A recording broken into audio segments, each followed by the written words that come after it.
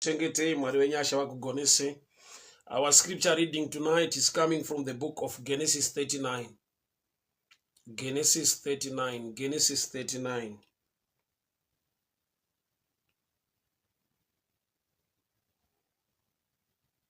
Genesis 39 from verse 19.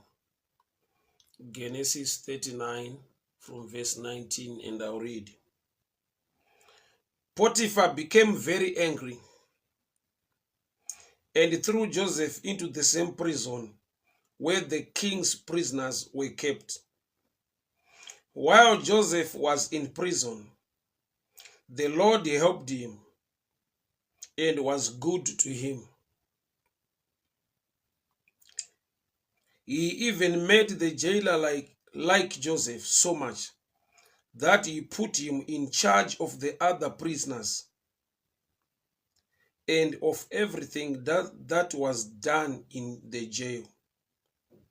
The jailer didn't worry about anything because the Lord was with Joseph and made him successful in all that he did. The Lord was with Joseph and he made him successful in all that he did. Father, we thank you. Father, we worship you. Father, we glorify your name. Father, we give you praise. Nokuti makanaka baba makatendeka. Nokuti makanaka makarurama. Muri mutsvene munogona nekutida, munotirwira nekutichengeta nekutigonesa. Taurai kuupenyu wenyu madekwani ano.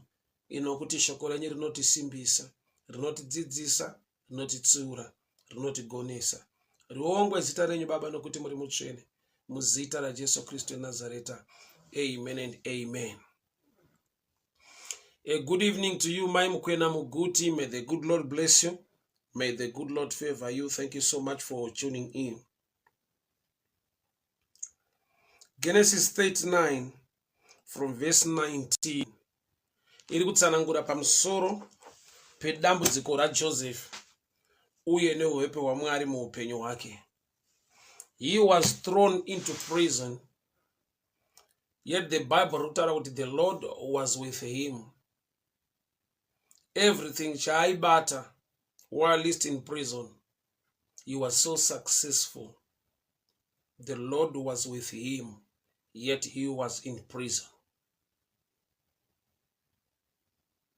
Mwari ndokubva vamupa success, but normally zvatinofunga uye zvatinoda sevanhu kuti kana ndiri mu prison, ndiri muusungwa, ndiri muutapwa, I need to come out.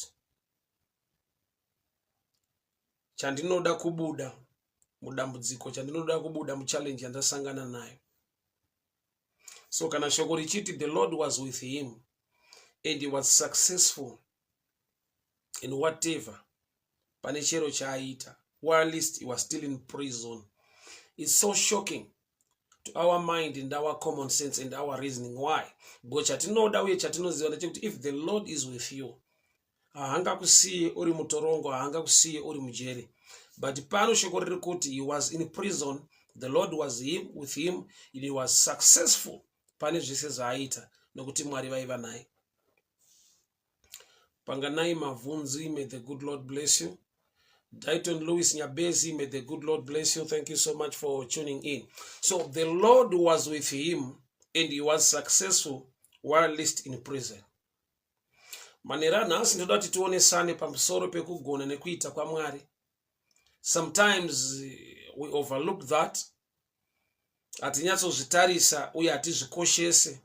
We look down on that. Nekuda kwekuti kana vamwe vachitaura kugona kwa Mwari mudambudziko ravakabviswa, iwe uchiri mudambudziko iroro, unogona kutotadza kuona kugona nekunaka kwa Mwari nekuda kwekuti wakangoudzwa bedzi about the testimony yokuti Mwari vanoburitsa muutapwa, Mwari vanoburitsa muusungwa, which is true. Mwari vanoburitsa muutapwa, vanoburitsa muusungwa, but there is a level yokuti you must also appreciate kana wagona kuzvinotisa kuti although I'm still in trouble, although I'm still in prison, but there is success, grace and favor in my life to an extent yekuti I'm not yet out, but I can see what God is doing. I can see the blessing and the favor of the Lord. Although ndisati ndaachiva, ndisati ndabata zvandofanirwa kubata, ndisati ndasvika pandinofanirwa kusvika, but there are small things zvandinofanirwa kuona kugona nekunaka kwaMwari, zvandinofanirwa kupupura kunaka kwaMwari. Tongai Karonga, a good evening to you. God bless you. So, he was in prison. And Mwari vari kutaura pashoko raMwari kutaura pamusoro pesuccess. Unoziva chatinoti success, chatinoti kubudirira, kana kuti success, kubuda musituation inorwadza inorema. Saka pano is so shocking kuti shoko riri kuti the Lord was with him while he was in prison.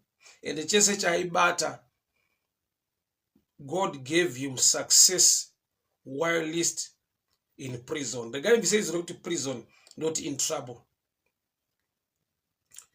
Tafadzo Evelyn Mupotsa, a good evening to you. God bless you. Thank you so much for tuning in.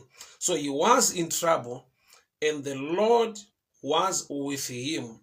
Kune favor, kune blessing, kune nyasha dzaitirwa ari mu situation yatingatarisira kuti dai aburitswa imomo.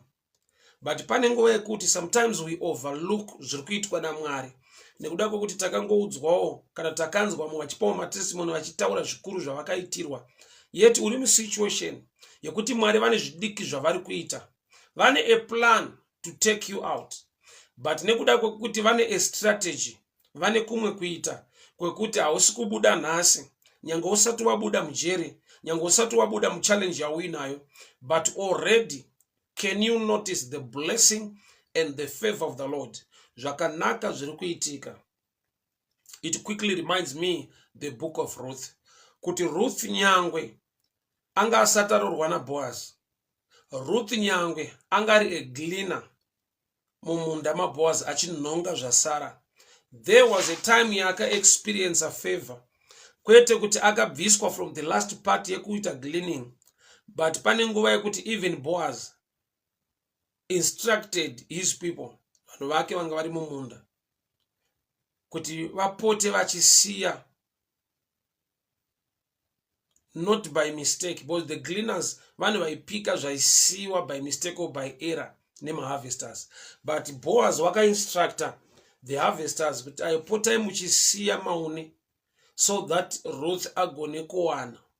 So Ruth akapedzisira akuharvesta, but asina a title yekuti a harvester, achiri a gleaner, but ane lifestyle ya harvester, nokuti wanga waakuwana zvinowanikwa nemaharvesters, iye achinzi a gleaner. So the blessing yakatanga kubata nekumanifesta muupenyu hwake, but haana kubviswa from the last part kuuya to the front. Zvaivako mumazuva acho ndezvekuti shirikadzi kana kuti nherera ndo vaitenderwa kupinda mumunda kana vanokohwa vapedza, so that vanhongewo zvakasara by error.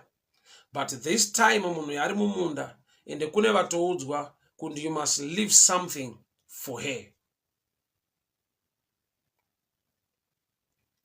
Hama dzangu, pane nguva yekuti vamwe vanogona kuenda kumberi kwechechi vopupura zvavaitirwa naMwari, vabuda musituation yauchiri. So iwe unopedzisira waakuti no, I will testify when things are okay. But there are times yekuti when you are mature, when your spiritual eyes are open, you can still notice and see the blessing and the favor of the Lord iri kubata muupenyu wako, although you are not yet out of that situation. It also reminds me issue yemukadzi aiva the issue of blood. Why? Because she was a survivor. Anga akatakura grace to an extent yekuti anga achibleed for 12 years, but still she was still standing. I'm sure we all know, we are all aware, kuti bleeding for 12 hours is something else. Bleeding for a year is something else. Just imagine for 12 years somebody bleeding and still standing. And pana baba vakauya nemwana wavo zvikanzi uyu zvikamubata zvinomwisira mumoto nemvura. Ndakauya naye kuvadzidzi venyu vakamutadza.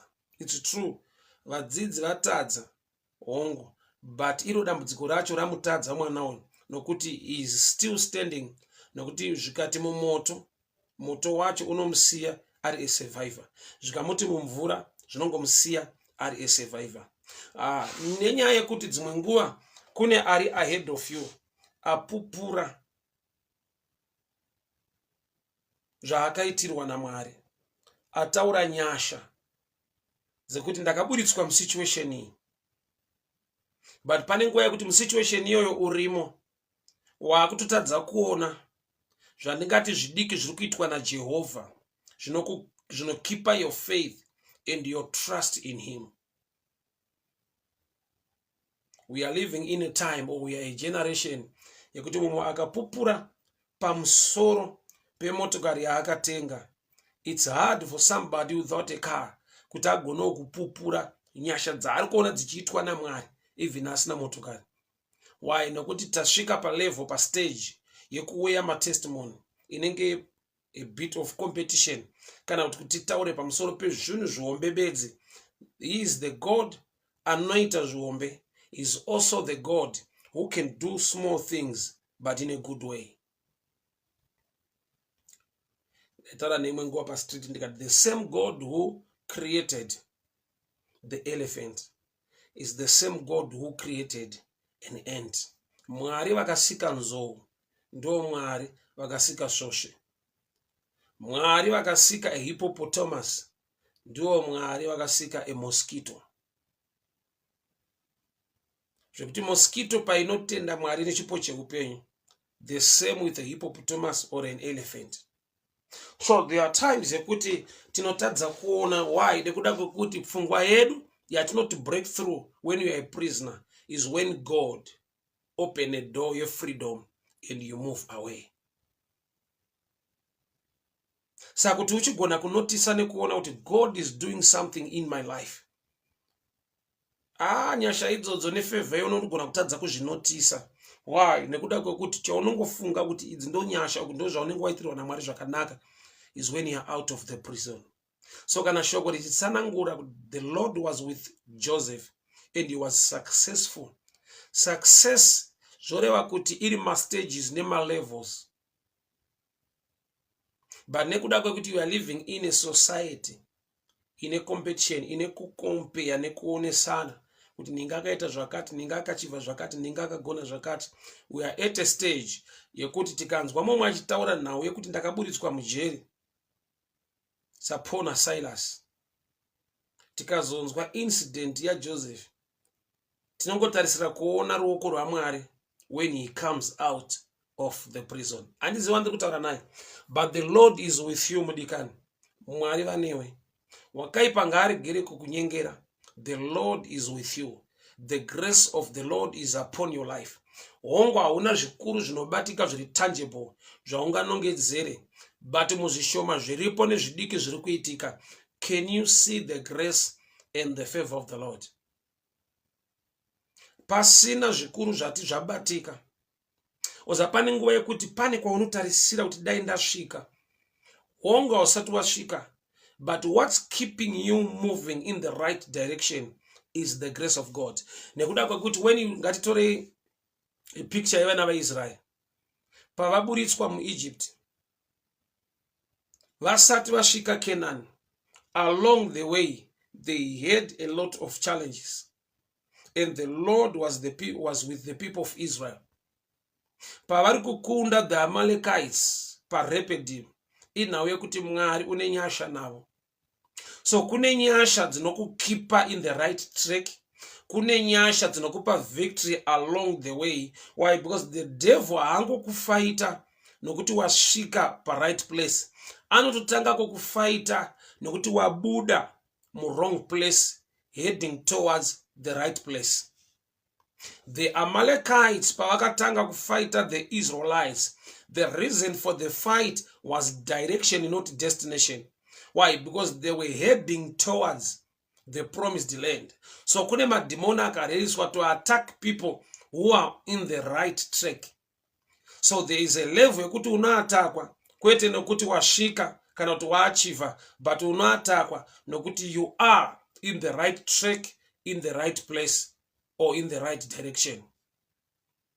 So victory nestrength to keep on moving. Zvinoda kutendwa nekuongwa Mwari, nekuda kwekuti unogona kutokundikana, nekuda kwekuti kune zvinogona kukufighta along the way. So distance yega yega yawafamba, you need to look back and thank God. Picture ye success already yaunzwa muupenyu hwako ukaitarisa, nekuda kwekuti kune vamwe vanotokundikana muroad macho kusvika muKenani, mupromised land, chinhu chakakura. But dzimwe nyaya dzakakosha kuramba uchifamba, kuramba uri right direction, kuramba uine the grace dzinokusustaina to keep on moving kuti ugosvika kwauri kuda kusvika. Kune a system inokuataka, a demonic system inokuataka, kwete nekuti waachieva kana kuti wasvika, but nekuda kwekuti wasimuka. Kune zvinorwa newe nekuti wangosimuka kubuda muEgypt. Kune zvinokutevera nokuti wakabuda kuEgypt. Remember, the Egyptian army followed the people of Israel. Kune mabattles ari pakati peKenani neEgypt. Mabattles iwayo haasi ekuti masvika, ndekungoti mukaramba makadaro munosvika. So the Lord was with Joseph, although he was still in prison. Kurati pane nguva yatinotadza kunotisa nekuona kugona nekuita kwaMwari, nekuda kwekuti tine testimony yatakutarisira kuti asi Mwari vakanditira zvakati, ndichatenda Mwari, ndichaonga Mwari. But there are times ekuti at this stage we need to thank God. Tinofanirwa kuva nemeso emweya ekugona kuona kuti uyu ndiMwari uyu. Favor in prison. Not favor to come out, but favor in prison. Favor in prison kureva kuti munzvimbo inorwadza haugoni kuexperience marwadzo.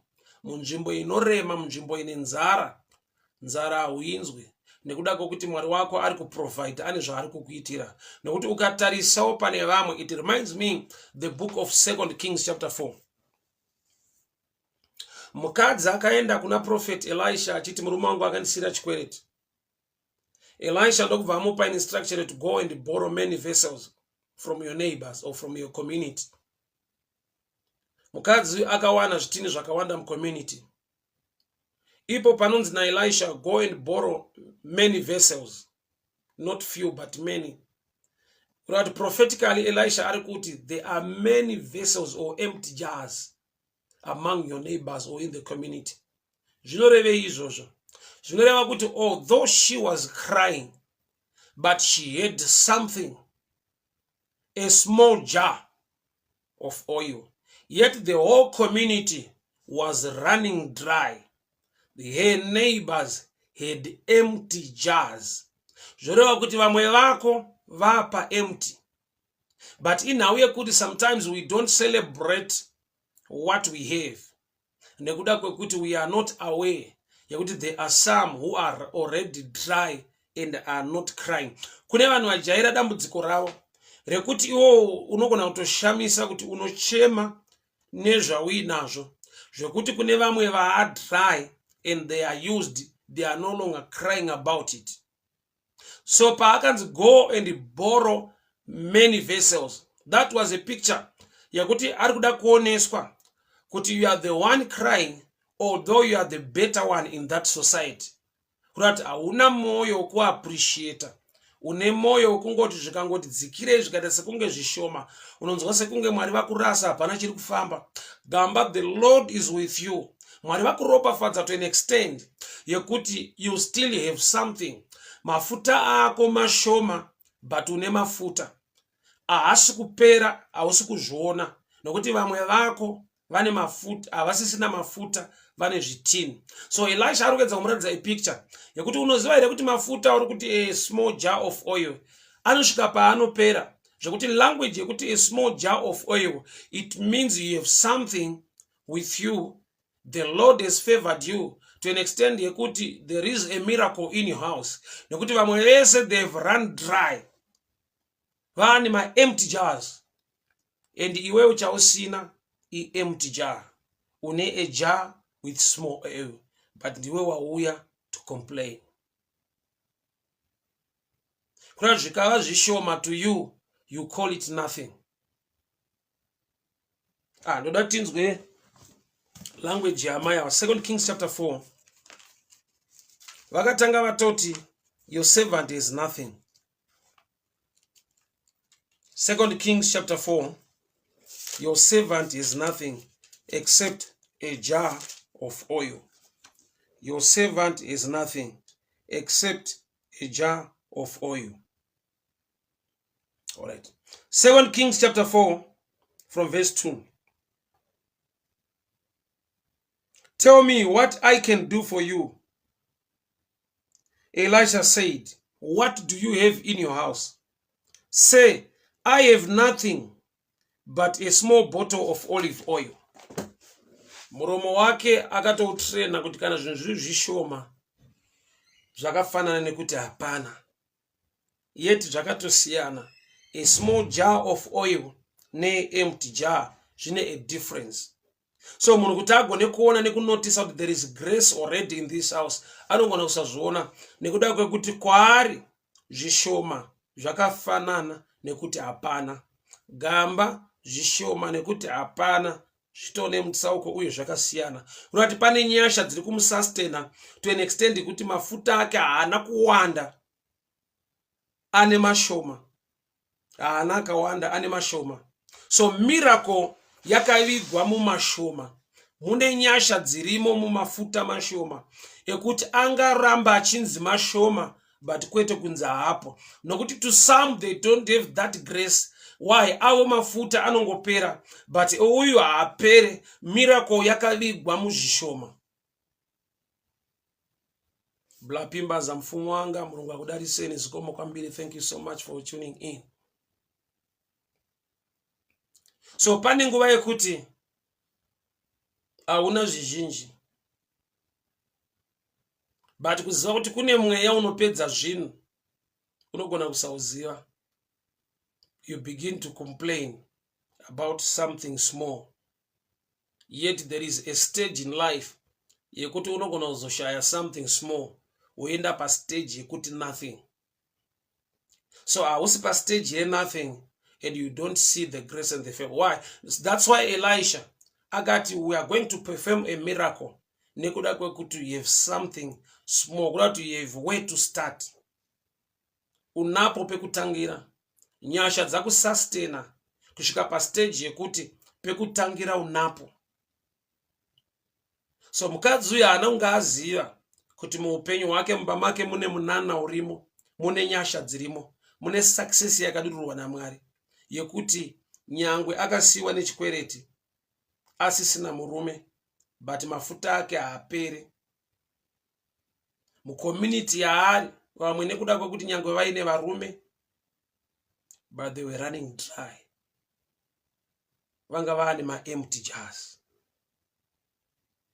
So pane nguva yekuti the miracle is hidden in small things. Pane nguva yekuti Mwari havasi kuita zvizhinji mauri, asi vane nyasha zhinji pazvishoma zviri pauri. Pane nguva yekuti Mwari havasi kuita zvikuru noti hausi kubata mari zhinji, but pashoma yauinayo wakapiwa nyasha zhinji dzekuti unogona kutova successful nokuwana achievement. Dai waigona kuita research nekubvunza vamwe nekuona zviri mune vamwe, kana pasina nyasha nyangwe munhu akabata zvizhinji result iripo inorwadza than munhu ane zvishoma ane nyasha zhinji. John chapter 6. Kamukomana kaiva nehove nechingwa akana kuziva kuti the miracle of feeding 5,000 people iri hidden mu something small, muzvishoma zvakabatwa nemukomana. So Joseph was successful, yet he was not yet out of the prison. The Lord was with him, yet he was not yet out of the prison. Mwari vaiva naye, nyasha aiva nadzo, Mwari vakakonzera kuti ave successful to an extent yekuti the jailer haana zvimwe zvaaita. Why? Because Joseph was now in charge. So promotion, but is still in trouble. Favor, but is still in prison. Favor yakadaro hama dzangu, let's be honest, inonetsa kuona. Nokuti favor yauri kuda I better salary. Favor yauri kuda I promotion. But pane nguva yekuti better salary isati yauya, there is grace upon what you handle. Nokuti ufunge zvikapiwa mumwe munhu izvozvo, he cannot survive. Ausati wamudzwa munhu achibvunza kuti ko munorarama sei nekasalari kakadai? Unorarama sei munyika yakaoma kudai nezvakati zvishoma zvaunobata? That question is just a shadow picture. Yekuti already there is grace in your life. You are successful. Although usina mari zhinji kana a higher position, but mu level yauina zvishoma zviripo, God has given you success. Nokuti zvishoma izvo zvikaiswa maoko emwe munhu anoita stress, anoita BP, mumwe anofa. So wachinzwa mumwe achibvunza kuti how are you surviving in this harsh environment? Muma situations akaoma kudai with such terrible challenges in this economy. How are you surviving? Unozvifambisa sei? Yet there is grace and success inogona kuiswa munhu naMwari. Vanhu vachimuona vari kunze havagone kutomboziva iye ari mukati mesituation anogona kuona kuti apa ndiMwari apa. Mari yandinobata iyi haigone kuchengeta mhuri yandinayo nemaresponsibilities andinayo haikwane, but chatisustain nekuti mhuri ichengeteke is only by the grace of God.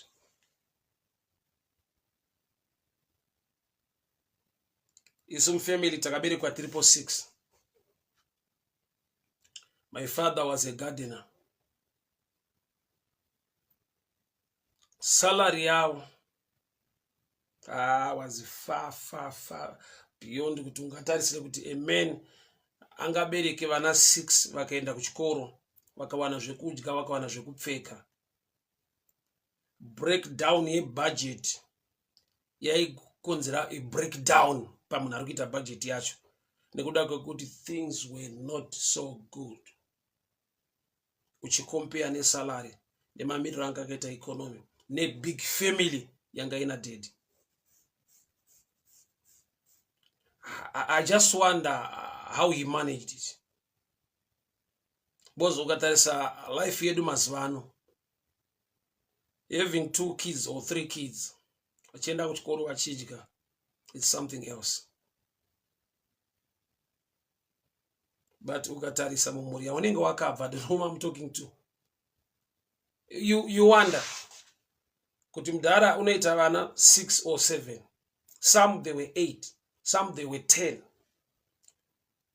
Utarisa salary nebasa raitwa nemunhu ari kuchengeta vana 10 or 8, aiwekeke pese paunoda kuita breakdown yebudget, the budget ndio inokuita breakdown. But madhara iwayo anga ari masurvivor. Madhara iwayo akangova successful anyway. Vamwe vana vaunoona nhasi vava varume vakuru, vava vakadzi vakuru, vaa successful muupenyu, vakarerwa nevabereki vanga vasina a better salary, vakarerwa nevabereki kana kuti vakabuda mumhuri saiva nevana vakawanda kwazvo 8, 9, 10, but kune mubereki anga ne 1 salary. So kazhinji we overlook that tovatatayo life yanga iri bosterek kudara, ukaiswa mutsoka dzavo wopiwa salary iyoyo mueconomy iyoyo. Pese paunoda kuita breakdown yebudget, the budget will break you down. So chichakakonzera. That's where the grace of God comes in now. That's where we can see success while least in prison. Success while least you are still in prison. Kune zvinoitika zvekuti wega unofanirwa kuona kuti uyu ndimwari. Pakadai hapararamike. Salary yakadai hauna kwaunoenda, hauna chaunoachieve. That's when you can see now. That's the hand of God. Uruoko rwaMwari rwaibata apa. Saka nemwe nguva wanofunga kuti nguva lucky or the economy was favorable. Having 8, 10, 6, 7 kids as a gardener, no matter kuti economy uri kuti yakanaka sei, zvasingabudi zvakanaka. So pane nguva yekuti the grace of the favor of God inenge iri paupenyu hwako, kwete nekuti you are a believer kana kuti you pray so much, but because God is a good God. Jesu haana kuronga kuenda kumba kwaZakeo nekuti Zakeo was a good man. Wakaenda kumba kwaZakeo nekuda kwekuti iye akanaka, haadi kusiya Zakeo ari musituation yaari. That's why iye ari mumba maZakeo akati, today salvation has come to this man. Zvoreva kuti kunaka kwaMwari kwakasvika mumba maZakeo kukachinja kushata kwaZakeo. Imagine a society yaakaroba akabira for a long time, but Jesu wauya mumba make ndopa anoti I'll return back whatever chandakatora. That's not the nature of a corrupt man, to give back to the society. That's the nature of God, changing the corrupt man to be a good man. Pastor John Piri, may the good Lord bless you. Thank you so much for tuning in. Joe Kuda Uton, may the good Lord bless you. Thank you so much for tuning in. So Shokurati, the Lord was with Joseph, and the Lord made him successful, yet he was still in prison. Kurati zvakakukomberedza nezvinosunga nezvinoomesa upenyu zvingangodaro zviripo, but can you see or can you notice the goodness of the Lord or the favor of the Lord upon your life? Isu kazhinji pfungwa yedu inototiudza kuti kana Mwari vanewe, kana vakakuwanira nyasha, you will come out of this trouble. Mwari vakakuwanira nyasha, how you will be elevated. We love and we trust and we believe the God of promotion, the God of increase. But pane nguva yekuti uri a slow mover. 2 Kings chapter 7, verse 7. The 4 lepers havana kumhanya, vanga vasina strength or power. The Lord God joined them. Zvokuti the Syrian army yakanzwa sekunge kuri kuuya an Egyptian army or the chariots of Egypt, yet there were 4 lepers. Mwari haana kuwedzera pace, speed. Mwari haana kuvapa simba, power. Mwari akakonzera kuti the Syrian army inzwe sekunge kuri kuuya the chariots of Egypt. Avarume andonga vakatoshamisika nemaresults yekuti vasvika mukempi yeSyria and there was nothing, there was no one. Vakaluta all the camp, vakaendesa good news to the town of Samaria. Also, there are times yekuti the result must tell you that the Lord God is with you. Zvimwe zvaunosangana nazvo muupenyu, nekusangwara, nekusafunda, nekushayiwa hama, but zvimwe zvaunosangana nazvo muupenyu ngazvikupe kunyumwa kuti the Lord is on my side. Nokuti izvo hazviwanikwe netype yangu, izvo hazviwanikwe mumazuva akadai. Ukangona wasangana nazvo, it's all by the grace of God. But dzimwe nguva inhau yekuti hatidi kutarisa musociety, hatidi kuona kuti kunze kwakamira sei. We just start by complaining kuti I've got a small jar of oil, yet the city is dry, and you are the one carrying the solution for that town.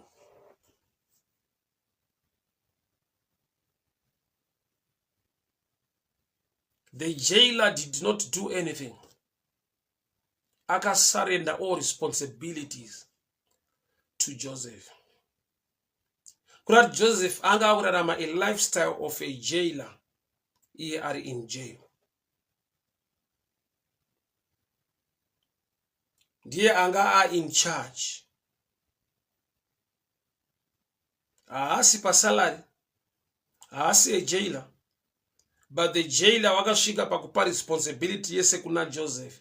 Nekuda kwekungoti the Lord was with him. He was favored by the Lord, although he was still in prison.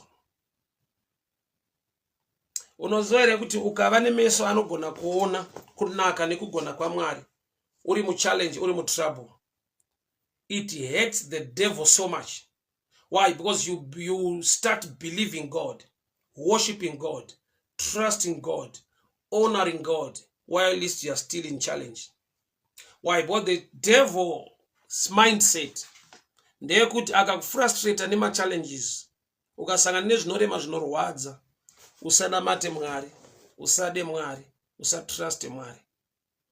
Pressure yese yaanounza, just like zvaari kuita kuna Job, is for Job to speak negative against God. Is for chaari kungoda the devil is to harm Job so much, to an extent yekuti Job unoramba kunamata Mwari. So the devil iye pachake was the one frustrated by Job. Why? Nokuti in all things he trusted God. Pamamiriro ese ezvinhu akaramba achingovimba naMwari. Munhu aigona kuona blessing in the midst of trouble. Blessing iri papi kana munhu aine nzara. Blessing iri pa gift of life. Though hungry, but I'm still here and I need to thank God for the gift. So there is a blessing in every area.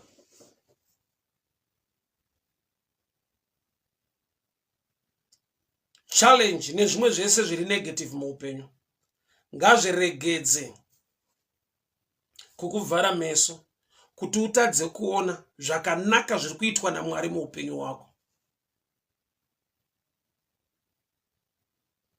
Machallenges nematambudziko anopushwa newakaipa kuti munhu arambe Mwari, asatruste Mwari, kana kuti munhu atadze kuona kunaka nekugona kwaMwari. Hama dzangu, Mwari ndiMwari wakanaka, Mwari ndiMwari wakatendeka. In the midst of trouble, can you see kuti pane area dzauri kuva successful by the grace of God? Not the Bible writes Joseph was in prison, yet the Lord was with him. He made him successful in whatever chaaita while least in prison. His testimony yatakamirira ndeyekuti Mwari amuburitse mujere. But pane testimony iripo inogona kuwanikwa ari mukati mejere. Oza pane pekuti unosangana nezvinouraya, so regera kukuuraya. But woshaiwa meso emweya ekuona kuti the problem of the challenge I'm facing yakauraya vazhinji, but I'm still here and I'm still standing. Pane nguva yekuti, can you notice the blessing and the favor of the Lord? Even munguva yekuti wakakomberedzwa neurwere.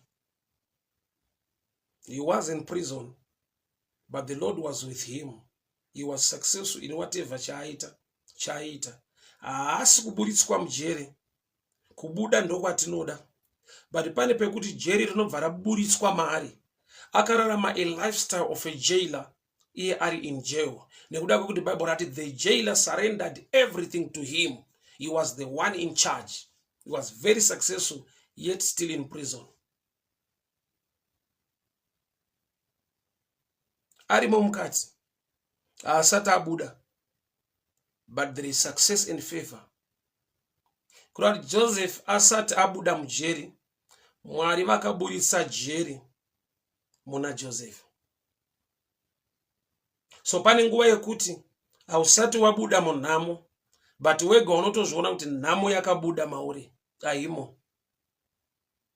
Hauna salary yakakura, hausati waburitswa munhamo, but nhamo ndo yakatoburitswa mauri haimo. Nokuti pazvishoma zvaunobata there is grace and there is favor yekuti upenyu unongoendeka to an extent yekuti vanhu chinoita kuti ugone kuandastanda zvaunotaura ndezvekuti pane pamwe kuti vanhu vanori kubvunza kuti saka unozvifambisa sei. Maybe uri kushare nemunhu yewamuudza responsibilities are we now, challenges are we now. Tine mwana watete akazodai, tete vakashayika, ndiri kumuendesa kuchikoro. Tine munin'ina akazodai, ndiri kumubhadharira zvakati. Kuno ari kuita degree rakati, ndiri kumuendesa kuchikoro. Pane nherera yakasiyiwa kumusha, ndiri kudai. So ana baba ndiri kuvaitira zvakati, ana mama. My responsibilities, they are too much. But you are moving on. Zviri kuendeka zvakadaro. Zvekuti wega unotoona, ndataura ndikati pane pekuti ukada kuita budget, ukada kuita breakdown yebudget, it is the budget that will break you down. Saka hautombotanga kutora ballpoint woda kuti rero ndite breakdown yebudget yangu. Budget yacho ndio ingatoita iwe breakdown. Hazviwekeke. So Jesu unobvunza vadzidzi vake, todini vanhu vari pano? John chapter 6 panotaurwa pamusoro pemari. Zvanzi mawages egore rese haakwani kuti tifidhe vanhu vari pano. Saka taona kamukomana kane chingwa nehove, but hazvikwane nenhamba yevanhu vari pano. In other words, vari kuti zviri zvemari hazvibudirire, zviri zvemaresources hazvibudirire. Asi Jesu akati kudii? Tell people to sit down. Hamusi kugarira kuti mari inokwana, hamusi kugara kuti maresources anokwana, muri kugara kuti nyasha dzaMwari dzakukonzera kukwana kwazvo.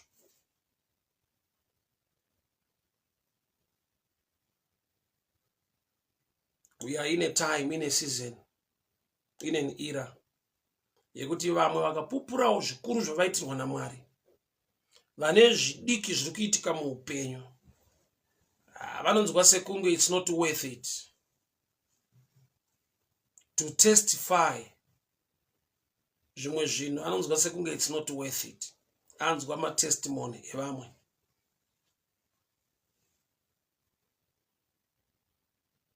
So kana vamwe vachipupura kuti Mwari vakatibvisa mujeri, we are now free, zvakaoma kuti Joseph apupure kuti ndiri kuona nyasha dzaMwari, success yaMwari muupenyu hwangu irimo, iye ari in prison. Vanhu vanogona kuti aiwa hazvisiri izvo, ari kuresva kutaura. But there are people who are blessed, vasina zvimwe zvinhu zvikuru, but vanongoona kuti muzvishoma zviripo tiri kuona nyasha nekubata kwaMwari. So blessing haisi pakuti Joseph wabuda mujeri. Blessing inotangira pakuti ari mujeri, Mwari vakaburitsa jeri, maeffects ejeri maari. Zvikafanana nevana veIsraeri vari mugwenga, but maconditions anorwadza emugwenga anga akabviswa pavari. Remember, vaifamba neshongwe yegore, kuchipisa gore raiprovide a shade to them. Usiku kusingafambike, shongwe yemoto yaivatungamirira yaiprovide heat and light kuti varambe vachifamba even uri usiku. Mugwenga hamurimiki, hamuna zvekudya, munorema. Mwari akaprovide mana, Mwari akavapa chingwa. Mvura inonetsa mugwenga, vakanwa mvura padombo. Vakapfuura nemugwenga, but maeffects egwenga haana kupfuura nemavari. So Joseph asati abuda mujeri, Mwari vakaburitsa jere muna Joseph.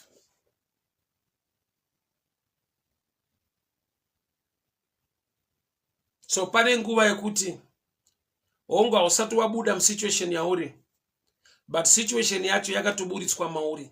Hauna maeffects emunhu anotambira mari shoma, haaoneke pauri. because your lifestyle is blessed of the Lord.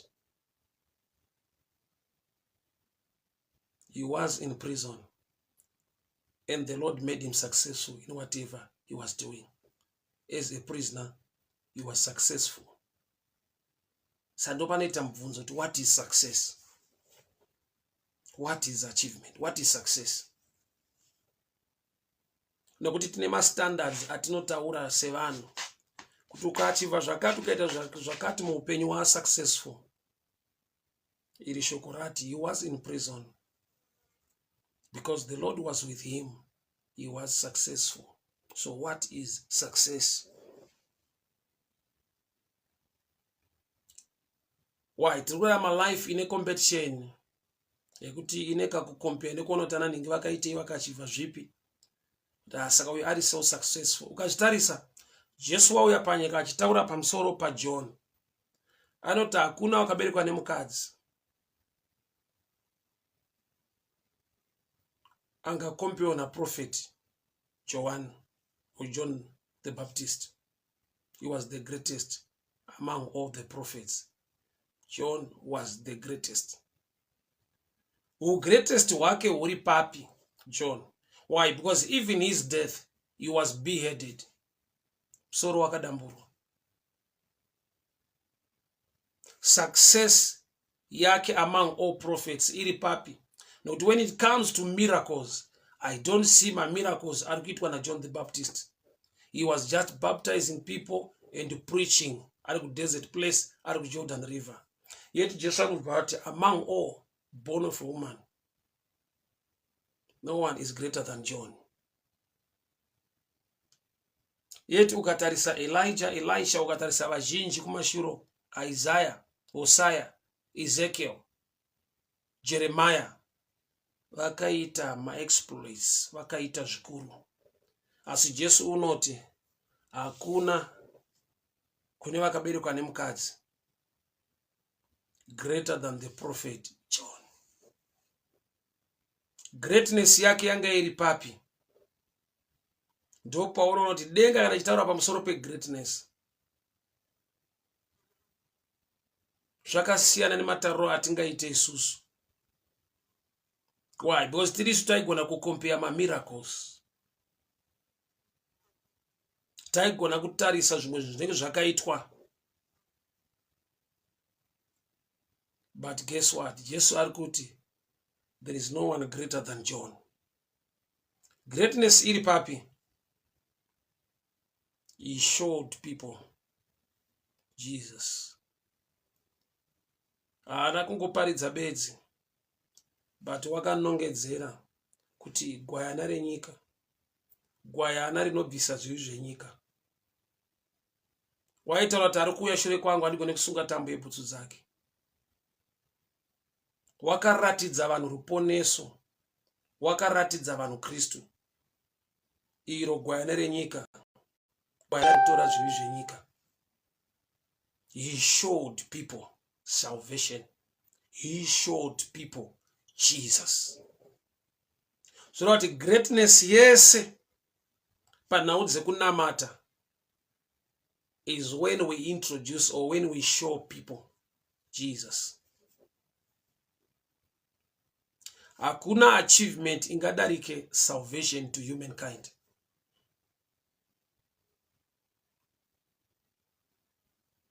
Pangaitike minana mizhinji, but the greatest of all is when you believe and trust in him, the Son of the living God, and that is Jesus Christ.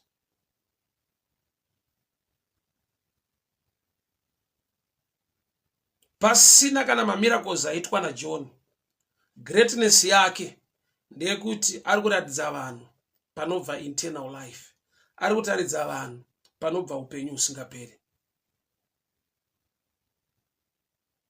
Asi dai taiva vanhu tichikompera, taiva vamwe vaitaura pamusoro paEzekiel, vamwe paIsaiah, vamwe paNehemiah, vamwe paJeremiah. Asi Jesu unoti, among all born of a woman, none is greater than John. Why?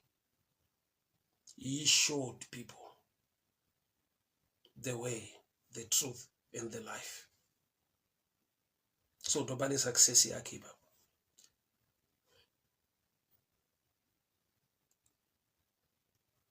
He was in prison, but the prison was not in him. Aiva mujere, but jere ranga rabviswa mari. Anga aine a lifestyle of a jailer. Iye ari mujere, asina lifestyle yemusungwa. Blessing kana kuti success inogona kutova muupenyu hwako. Urikutadza kuinotisa kana kuzviona nekuda kwekuti une zvaunocompare, une zvaunonzwa vanhu vachitaura. Kana wadai muupenyu wasimuka, kana wadai muupenyu Mwari akuwanira nyasha, kana wadai uri muupenyu Mwari vanenge vakuitira favor. There was a time and I minister pa street. Tichitaura sermon yandakatotiwo futi, what is success? Ndakandabva pakutsanangura what is a blessing. Nekuda kwekuti Jacob achibva kumba kwaLabhani akabva aine mhuri, akabva aine mombe, aine makwai, aine zvipfuyo zvakawanda. Asi paakasangana nemutumwa akati handikusiyei kusvika mandiropafadza. Saka ndaita mubvunzo wekuti what is a blessing? Nekuti kana mumwe munhu achichemera kuropafadzwa, izvo Bible richiti anga ayambutsa mhuri yake, makwai, mombe, zvipfuyo zvese, asara ega anosangana nemutumwa oti handikusiyei kusvika mandiropafadza. So panoda kuti tive deeper in understanding kuti what is a blessing. Ndaifunidza kuti munhu akava nemhuri yakakura, akava nemaresources, akava nemombe, akava nezvipfuwo, akava nechiachiever. But Jacob wakasvika pakudiscover kuti chinonzi success zvichida muupenyu hwangu hachimo. People of God, hear me very well. Pane patanyarara tikatadza kutenda Mwari nekurumbidza Mwari, nekuda kwekuti tinoona nekukompea zviri mune vamwe muupenyu, toona sekunge Mwari hana zvaari kuita matiri, hatina nyasha dziri patiri. Yet you can be successful in prison.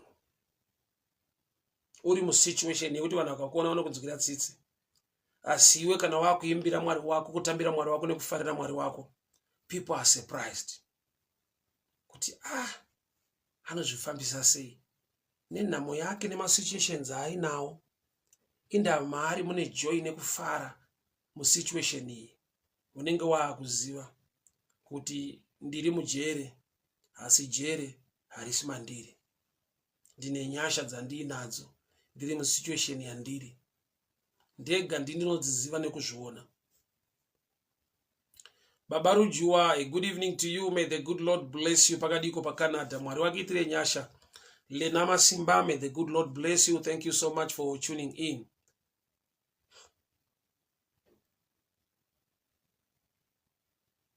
People of God, amadzangu, pane nguva yekuti we overlook zvimwe zvinhu zviri kuitwa naMwari muupenyu. Takatrena miromo yedu kutaura kuti hapana iripo, kana kuti zvinhu hazvisi kufamba. I thank God mazuva ano vanhu vadevelopa kamwe culture. Unonzwa mumwe achitotsura mumwe munhu kuti asikana tendai Mwari, asikana regerai kushora, tendai Mwari, pamuri ipapapa zviri kutoitika, tendai Mwari. Ende vamwe vabvuma kukoritika kuti handidi kunyepa hama dzangu, handisati ndaachiva zvandinoda nekusvika pandofanirwa kusvika, but I see the hand of God over my family, over my life. Nhau yekuti takatrena miromo yedu kungoti hapana iripo.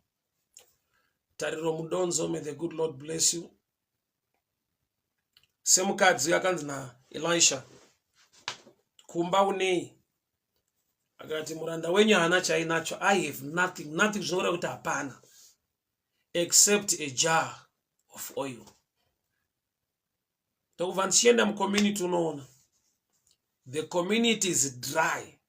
Ukatoda ma-empty jars usatomboenda kure zvako. Go to your neighbors. Vamwe vako they are dry and not complaining. Iwe une a small jar ndiwo uri kuti nothing. Saka uda kuti vane nothing vazoti kudii, because kana iwe une something waisvitsa pa level yekuti nothing na something zvakatosiyana. Kunati aitadza kuona favor yaainayo nekuda kwekuti ane zvishoma, asi aifanirwa kuziva kuti kune mweya wekutoshayisisa. So zvishoma zvinotendwa Mwari. Panotaridza kuti patone nyasha ipapo nekuda kwekuti pane mweya wokutoshaya.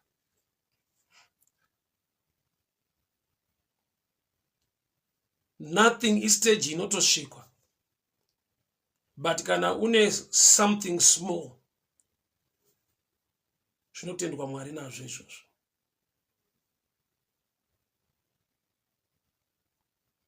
May the good Lord bless you. Mai Murwira Nyamonda, God bless you. Thank you so much for tuning in. Hama dzangu, Mwari werugare vakuchengetei. Mwari wenyasha vakugonesei. Ngativei nemweya wokuonga nekutenda Mwari. At whatever stage we are in life. Job wakaramba kuita bow to the plans of the devil. Akangoziva kuti as long I'm still here, still breathing, it's an opportunity to thank God and honor him. Marwadzo nekukwenya nezvipfuwo zvaparara nemhuri yaparara, it's a stage iripo muupenyu. But nekuti I'm still here, that's the picture of the grace of God upon my life. So I need to thank God and trust in him and believe in him. Why? Because as long as you are still alive, the opportunity to bounce back is still there.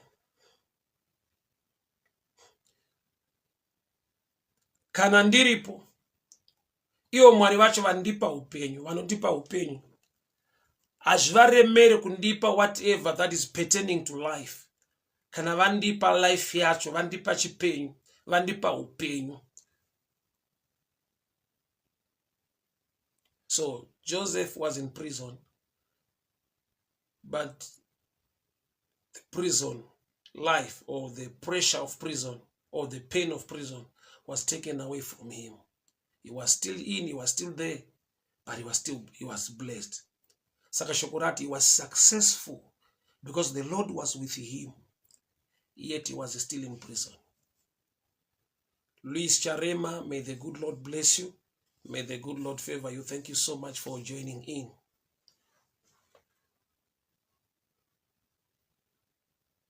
So nguva yauri, nguva yatiri, mamiriro akaita zvinhu. Wakaipa unogona kuzevezera mukati menzeve dzako. Kuti tarisa vamwe vako vaachiva. Tarisa favor yavaitirwa naMwari. Yet iwe utoriwo mufavor. But in a way kuti uri compare vanhu vari out of prison newe uri in prison. But the God of Joseph can favor you and can make you successful while you are still inside. Kuti first stage, aishe kuita come out of prison. First stage, in a way kuti the prison will come out of you. Hama dzangu ndinotenda Mwari zvikuru manheru ano. Mwari werugare, Mwari wenyasha. I'm sure my battery is running off now. Slow battery. But anyway, thank you so much. Join me tomorrow morning for prayer session. Join me tomorrow morning for prayer session. I pray for the hand of protection, hand of blessing, hand of favor to be upon your life. Mwari ndi Mwari wakanaka, Mwari ndi Mwari wakatendeka. At every stage of life, we need to honor him and thank him. Mwari wa Ezekiel, Mwari wa Jeremiah, Mwari wa Isaiah, Mwari wenyasha mtsvene wakatendeka. Tanamata manheru ano, tichikupai kutendai nekukuungai.